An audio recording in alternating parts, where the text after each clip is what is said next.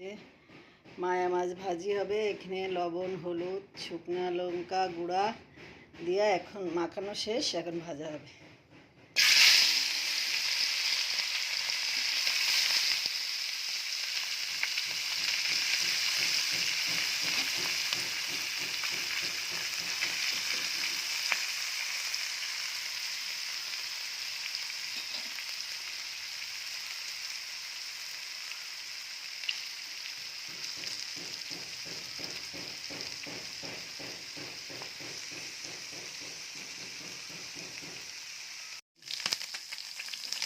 এই যে মাছটা একটু ভাজা হয়ে গেছে, আর একটু ভাজতে পারি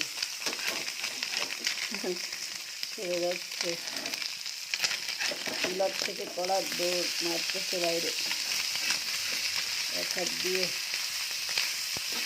ধরা।